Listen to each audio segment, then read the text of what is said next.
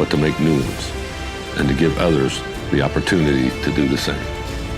As we go through this process, it has become clear to me, we aren't just rebuilding an island, we're reviving a legend.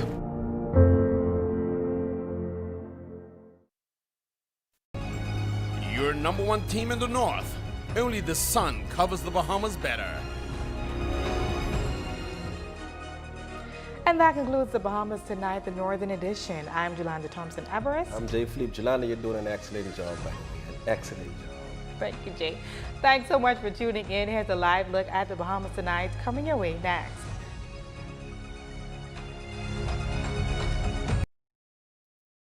ZNS News is brought to you by the new BTC. Fiber is here. Faster, stronger, more reliable. Together, we are unstoppable. Switch today. On this Tuesday night, investigations continue after last night's fatal shooting in the Sea Breeze area. A man ambushed by a group of assailants just feet away from his doorstep. Tonight, the urgent appeal from police to bring the perpetrators to justice.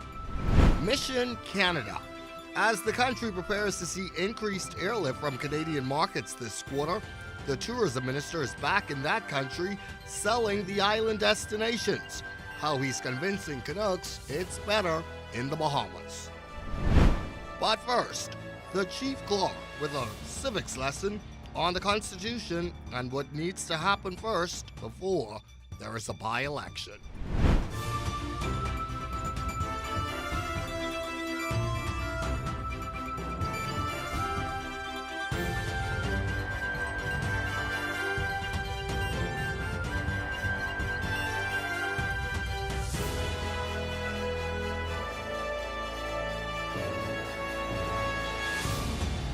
The Bahamas Tonight at 11, the final word starts now. Good evening to you on this Tuesday and welcome to the broadcast. Here at 11, it's been over a week since the country has been mourning the death of Cabinet Minister and Member of Parliament for Golden Isles, Vaughn Miller. But the question remains, will the government stage a by-election to fill this parliamentary seat months before a general election? Fern Carey leads us off tonight at 11 with the Parliament's chief clerk's insight on the constitutional requirements to hold a by-election. Amidst ongoing debate as to whether or not the Prime Minister will hold a by-election or go straight to a general election following the death of Golden Isles MP and Environment Minister Vaughn Miller, Chief Clerk of the House of Assembly David Forbes says the Constitution of the Bahamas provides useful guidance on the matter. There is a proviso in the Constitution where if a general election is going to be held within 4 months of the time for the by-election, then of course the government can use that option. The election cycle is 5 years, and the government has probably just passed its fourth year. So you got a whole other year in the election cycle. So he will determine whether or not he thinks it's wise to dissolve the parliament a year early, or whether he thinks it's wise to hold a by-election. That's in his sole discretion, because he has more information, and that will help him make that decision than all of us. He's the Prime Minister. Forbes says once a seat becomes vacant in Parliament, the rules governing the process for it to be filled are the same. The Speaker will then inform the Governor General. And now you've got to remember that when it comes to the death, there's a slight difference in that the Speaker has to be properly notified. Doesn't mean that it gets on the news or somebody tells the Speaker. Only the coroner could notify the Speaker of the death of somebody. You may have a hurricane. You can have all number of things could be happening in society. There could be an instability, all sorts of stuff. You want to make sure that when you set a date for an election, you can actually hold that election. The chief clerk indicated that before a writ of election is issued, all of the major players are involved, including the Speaker of the House of Assembly, the Governor General, and the Prime Minister. And once that is done, the Parliamentary Registration Department will then take over the conduct of the election. For the Bahamas Tonight, I'm Fern Carey. House members return to the lower chamber tomorrow after a long summer break, and it is expected that proceedings will feature tributes to Miller who died during that period. Now, the chief clerk confirming that the cabinet will decide Wednesday's House of Assembly agenda. I suspect there'll be either the entire day or some time put aside for the giving of condolences to the families of the former Minister Warren Miller. But you also remember that Dr. Norman Gay, who was also a minister under the Progressive Liberal Party under the Pinland regime, he died also during this period of time. So I imagine there'll be tribute being paid to him and condolences extended to his family also. And here's Forbes on whether the government will also forge ahead with its legislative agenda following those tributes. How much time that is going to take, I can't really say. But whether or not they decide to do that and close out the day in respect for those persons, or whether they decide to conduct some other kind of debate, that's also something the cabinet decide. It depends on how pressing a matter may be. But if something can wait, chances are they will do the tribute and call it that. But if something is time sensitive, you may not have that option. Well, very little is being said about what, when, and how the government proposes to fill the seat left vacant following a sitting parliamentarian's death. What we do know, though, is PLP supporters have been given orders to stand ready. We hear more now in this report from our Lloyd Allen. Progressive Liberal Party supporters turned out in full force, and as talks swirl about a by-election in the Golden Isles constituency, as well as the next general elections, Prime Minister the Honourable Philip Davis addressed the gathering, noting that it's not time for politics, but urged the party supporters to be ready. I know many of you have questions tonight about what comes next. But for now, I want you to do one thing. I want you to do one thing for now. Stay alert. Yes, sir. Stay ready. Yes. And stay faithful. Prime Minister Davis also making a clarion call to continue building the country in honor of the late Vaughan P. Miller, who served as Member of Parliament for Golden Isles, as well as Environment and Natural Resources Minister up to his passing September 28th. Let us honor his memory by continuing the work, by lifting others as he did, by serving our people with compassion, and by keeping our hearts turned to the one who has all our answers. The link-up brought together constituents from more than 4 communities, including Pinewood, Member of Parliament Miles LaRota, who also celebrated feats made by the government. Shout out to those members in my community who would have lost property during the last Imelda. Our thoughts and prayers are with you. And I'd like to thank Minister Lundy and Clay Sweeting for the tremendous job that they have done in the cleanup, in the pumping of waters, as in the aftermath of Imelda. The Prime Minister maintains that 3 years ago the country was struggling and the economy was on life support. But today, island by island, the mission is now clear as efforts continue to enhance security, opportunity, affordability, and reform nationwide. For the Bahamas Tonight, I'm Lloyd Allen. A massive manhunt continues tonight for escaped prisoner D'Angelo Culmer, who's eluded officers at the Nassau Street complex since last Thursday. He was last seen wearing a blue t-shirt and light blue jeans. He has a light brown complexion with a tattoo of lips on his neck and the name Tiffany on his right chest. Police Commissioner Shanton Knowles confirming to our news team that Culmer was in their custody on murder-related charges and is considered to be armed and very dangerous. Our operations team are working information as we receive it from members of the public, and I want to use this opportunity to say thank you to members of the public who are calling in and giving us information as he is seen. My Complaints and Corruption branch is investigating this matter to determine if there are breaches or were breaches in the protocol as it relates to detained persons. And once they're completed with their investigation, they will forward the file. We are getting assistance from the Royal Bahamas Defense Force, but I need you to know that it is because the Royal Bahamas Defense Force has been in partnership with us for a long time. And so members of the Royal Bahamas Defense Force are attached to our operations unit and are assisting with in locating this person. Other crime news here tonight. Residents in an eastern New Providence suburb are grieving tonight after the country's latest homicide took place right in their community. Amaya Moss tells us more. A young man in his late 20s is the country's latest murder victim.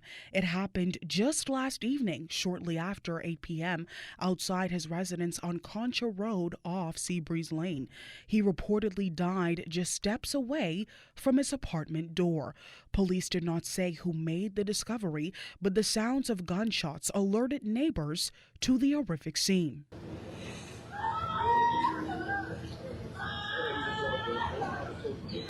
Officers were in quick responding with as much as 5 units on the ground. The area was cordoned off with crime tape as the victim, clad in a blue shirt, khaki shorts, white socks, and tennis, laying in the grass, and the scene growing with onlookers at every passing minute. With evidence still being gathered, Chief Superintendent of Police Sharia King telling the media in a preliminary report that a group of assailants in a dark Japanese vehicle are said to have pulled up, exited the vehicle, and opened several rounds of gunfire, subsequently killing the victim. King also voicing concerns over the circulation of images and videos of the deceased that were already circulating online, noting how sharing the sensitive material could impact family members and ongoing investigations. Allow the police to do their investigation, and a part of releasing this information or these video footage prior to can truly compromise our investigation. As police work to identify the perpetrators and bring justice to the victim and his family, they are once again asking members of the public to help in solving this case. We're asking the public with any information, no matter how small, to please contact us at 919-911. This is a story that we will continue to follow. For the Bahamas Tonight, I'm Amaya Moss. Thank you, Amaya. There is much more to stay up for this Tuesday night. A new United States diplomat confirmed. You're watching the Bahamas Tonight at 11. That story in the day's other news on the other side of the break. Step into a life of luxury and convenience with the Commonwealth Bank Platinum Card. From earning premium cashback rewards on every dollar spent, to enjoying comprehensive travel insurance. Shop with confidence, knowing your purchases are protected. Our Platinum Concierge service turns your requests into reality, wherever life takes you. Let the Commonwealth Bank Platinum Card be your passport to exceptional experiences. Commonwealth Bank, leader in personal banking services. Honey barbecue, sweet and spicy, all new. Signature hot wings. What's your flavor? Roasted garlic parmesan, tastes so good, chicken. Those pepper wings. Now available at Popeyes in Nassau. Popeyes.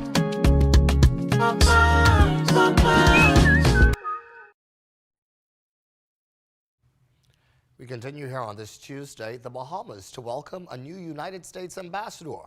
Reuters announcing today that the U.S. Senate has confirmed former NFL star and political candidate Herschel Walker to fill the position that's been vacant for nearly 15 years. The article noting that Walker was one of more than 100 nominees confirmed in a single vote after Republican lawmakers changed Senate rules to allow a quicker confirmation of President Donald Trump's nominees.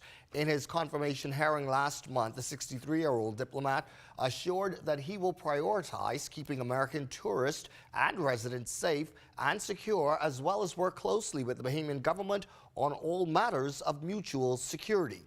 Prime Minister the Honorable Philip Davis stating on his social media account earlier this evening that the Bahamas welcomes Ambassador Walker and looks forward to continuing its close and constructive partnership with the United States, grounded in friendship, mutual respect, and shared commitment to the progress of both people.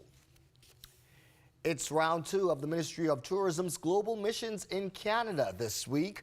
Tourism and Deputy Prime Minister the Honorable Chester Cooper is leading the delegation, traveling to Ottawa, Halifax, and Calgary, almost 4 months after visiting Montreal and Toronto. Minister Cooper is confident that canvassing all of Canada's major cities will entice even more visitors to the Bahamas. the reality is now we have 45 flights a week this winter. And we have added Air Canada and Porter's flights out of Ottawa and Halifax, non-stop to Nassau. And people should know that. We've had a good rapport with Canada. Canadians come looking for adventure and wellness, and they still enjoy the most magnificent beaches, the sun, sand, and sea that we have to offer, but they're gone now beyond that. And the tourism minister boasts that the Canadian market is consistently growing, solidifying our long-term partnership with our very northern neighbors. Air Canada has been coming for 70 years. We've had diplomatic relationships with Canada for almost 50 years, so this isn't a new relationship. Bahamians know Canada. Many of us go to universities in Canada like I did. We have all of the Canadian banks in the Bahamas, so we're building on the strong relationship that we have, and it's showing in the numbers. The Caribbean's leading in-flight magazine, Up and Away, has relaunched and debuted its first edition with stories told by Bahamians for Bahamians traveling on Bahamas Air. Danielle Dean tells us more. This is our first look at the new Up magazine, in-flight magazine on Bahamas Air. We're excited, we've worked hard to get here, and we're happy to show it to the Bahamian public. At the heart of this milestone is Up magazine's editor-in-chief, Indira Saunders, who described the launch as a national achievement. The debut issue features Aisha Bowe, Bahamian-American astronaut and tech entrepreneur, on the cover, a decision that came together seamlessly. Such an honor to be the person to kind of retell this story with new depths and new perspectives, not just mass travel stories, but in-depth, interesting cultural stories that people want to read. We reached out to her tentatively. Could you possibly think of maybe? And she said, I'm in. She said, can we do it in Exuma? Inside, readers will find a mix of travel, culture, and personal narratives, with contributions from notable Bahamians including Eddie Russell III, Ianthea Smith, Elijah Sands, and Vonique Toot.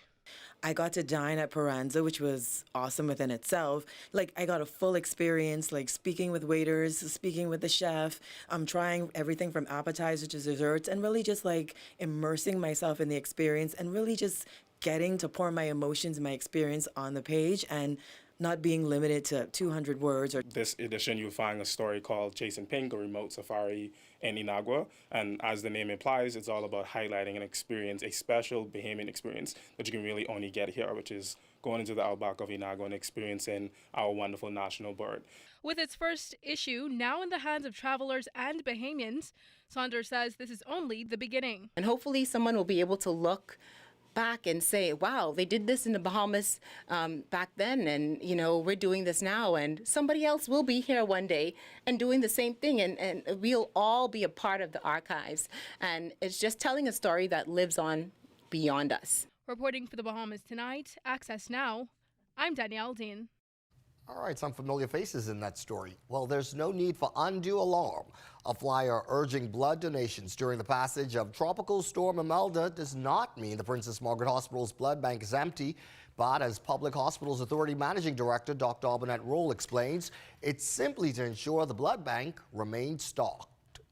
We have persons that use blood every day. Some persons just have low HB, we call it. Some persons mostly for surgical procedures. And so what happens is we encourage persons to come in and donate. So as we give blood out of the blood bank, we have the ability to replace them. And you know, blood has to be group and cross match. So The Bahamas Tonight at 11 turns to sports next. There's Amajal with a preview. Do or die Game 7 in the Bahamas Government Departmental Basketball Championships. Details of that story and more coming up in sports. You've got termites and need to get rid of them fast? Trust Rentokil Initial. With over 60 years experience in the Bahamas, the global brand, training, and expertise can't be beat. Only Rentokil Initial gives you a 3-year warranty and payment plan options on termite fumigation. No one can match the range of treatments we offer, such as fumigation, pre-construction treatments, termite monitoring, and more. No matter where you are in the Bahamas, we will come to you. When it comes to complete termite eradication, there's only one name, Rentokil Initial. Sting Junkanoo Group is celebrating 25 years of music, and you're invited to the greatest show ever. Counting down the years, performing hit song after hit song. Stevie S, Colin McDonald, KB, Dyson Knight and B-Mac. Saturday, November 1st at the Farm Marshall Road, 8 p.m. until. Tickets can be purchased online at www.bahamaseattickets.com for your skybox or to be a food vendor. Call 424-6433, 477-0191. Sponsored by ZNS, Island Luck TV, The Farm, Gatorade Today and Co. Limited, Krista Minute and Associates.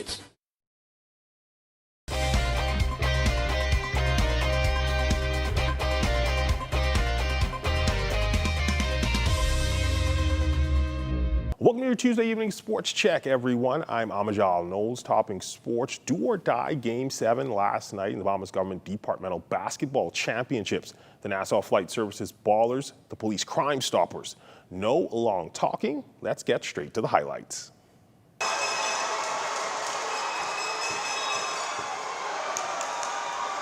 It was nearly standing room only at the AF Adderley Gymnasium last night, reminiscent of the games of yesteryear. Game 7 of the Government League Basketball Championships. The Nassau Flight Services Ballers aiming for redemption, while the Police Crime Stoppers hoping to solidify their dynasty. The tape early on, the Stoppers would come out scorching from behind the arc. Adam Johnson with this triple here. He had 10 points and 13 boards on the night. Not to be outdone, the Ballers on the offensive. Abel Joseph matching Johnson with a 3 of his own. He had a game-high 34 points. Stoppers crashing the glass. Dion McAfee with the board and tough finish. He had 16. The Ballers also doing some cleanup work as well. Tarad Ramming with the tip-in. He had 11 points on the night. This one would go back and forth and down to the final minute, but the Ballers would make enough clutch plays down the stretch to escape with the 77-74 win and the Government League title. Abel Joseph, your finals MVP. It's so sweet for the Shores to be on the other foot. Like I told you early in the season, they were bigger and stronger. We were smarter and quicker. And I think we just put what we had into perspective and we come out the champs. And it feels natural, but the main thing is just win the championship. It ain't about the MVP. Without my team, I'd never been the MVP. Yeah, just a little bit of fatigue. You know, I had to get back locking, like how I started off the first half. You know, when you're playing, you have your ups and downs. So I hit when I get a hit and miss when I get a miss. But at the end of the day, we came out on top. So in hoops, the University of the Bahamas Mingos brought the crowd to open the team's showcase season opener against the Customs Taxmen. UB newcomer guard Kabara Russell with the fast break and the layup to put the Mingos up 11-2. Another newcomer, Shamiko Albury, on the fast break for the Mingos, finishing with a floater. The Mingos lead 19-4 and would eventually go up 39-20 at the half. Second half action, freshman Jarius Hall with the cross-court pass to Alex Minus. He hits 3 of his 10 points on the night. Mingos still lead 71-32. The Mingos would never trail in this one and go on to win 96-50 to open the team's showcase season. I like the win. It was nice, but I feel like we got to execute some more. I feel like we get a lot of stops, a lot of steals, a lot of fast breaks, a lot of opportunities to run up. So yeah, I feel like I was happy with that. On the defensive end, we was getting a lot of stops, we was getting a lot of steals, so it helped us to go up by that a lot. I feel kind of scrappy, you know, we could have executed better on offense, but our defense was good, so happy with that. Everybody reacted to the ball, we closed so good, a lot of steals, a lot of jumping past lanes, a lot of good stuff. From the NBA, VJ Edgecombe with a pair of strong showings over in Dubai in preseason action for the Philadelphia 76ers. The rookie guard making a seamless transition to the pros and spoke about his recent performances. I won't say I had nerves, but overall, you know, it was a dream come true, obviously. Like you said, first time on the floor. So, yeah, it felt good. Who helped me the most? I get help from all my teammates, to be honest. I talked to literally everybody on the team, just asking questions. You know, my guy Dom right here helped me a lot, you know, with little tips, a little advice on, you know, where I can be better or what I'm doing good or stuff like that. So, yeah, I learned from everybody on the team, though. In golf news, Bahamas Golf Federation gearing up to send a 12-member team to Montego Bay, Jamaica this week for the Caribbean Golf Association's 4-ball championships. The team is slated to leave on Wednesday, but just before their departure, we caught up with the BGF president as well as the team manager. Well, a few years back, the RNA, the USGA, all of the head of the golfing organizations around the world, they put out a mantra to get more women back involved in golf. So in the Bahamas Golf Federation, we've been doing our part trying to get our ladies' numbers increased, and it has happened. So we have always come second overall because we did not have a ladies team per se. But this year we have a strong ladies team, so we hope that should be enough to tip us over the edge. Well, obviously our goal would be to come home with the gold. In previous years we've come second, but this year we feel as though our team is a lot stronger, and we are looking to close that 10-point gap that we didn't get last year and bring it home this year. And that's when we look at your sports on this Tuesday. I'm Amajal Knowles, signing out until tomorrow.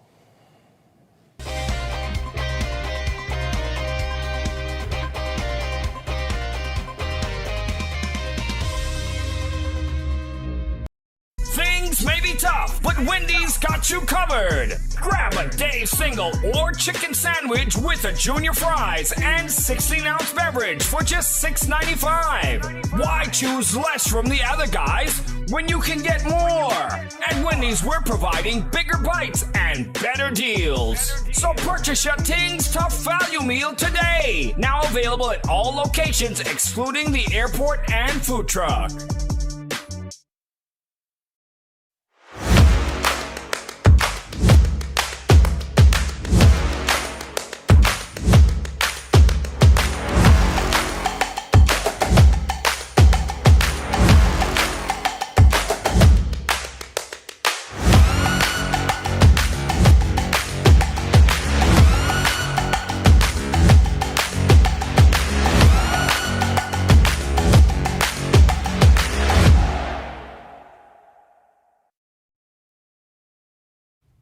It's time now for a check of the tropics and the latest on our weather forecast. And for that, we say good evening to Chief Meteorologist Basil Dean.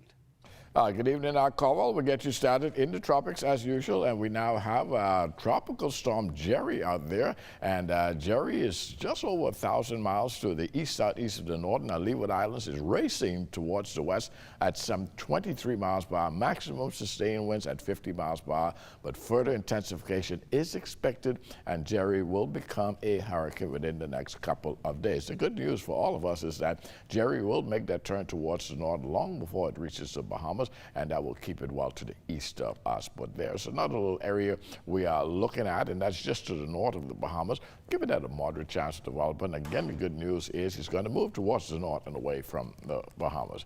And our live weather radar is showing pockets of showers and thunderstorms scattered throughout the 700 islands, and that is due to a stationary frontal system which has been in place now for the last couple of days, and that will maintain the wet conditions for the next several days. Temperatures around the islands: Marshall, Abaco at 80 degrees, Green Tool Key 77 in Freeport, Grand Bahama.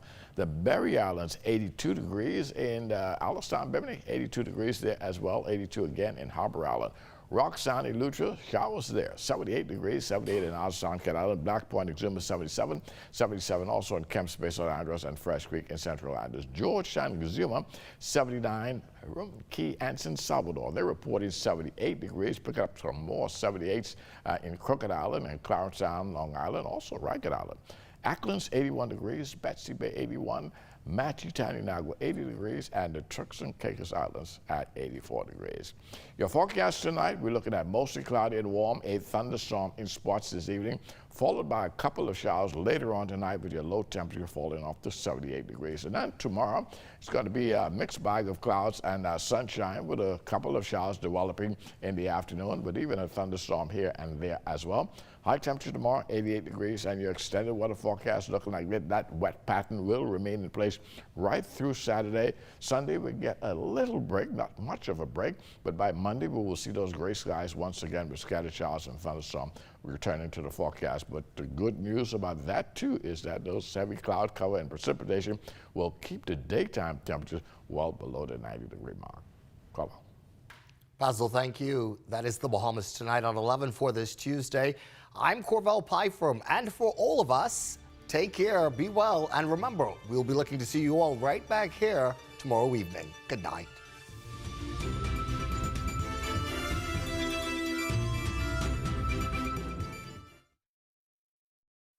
At Harold Bond, I'm Ted Jervis, and this is ZNS.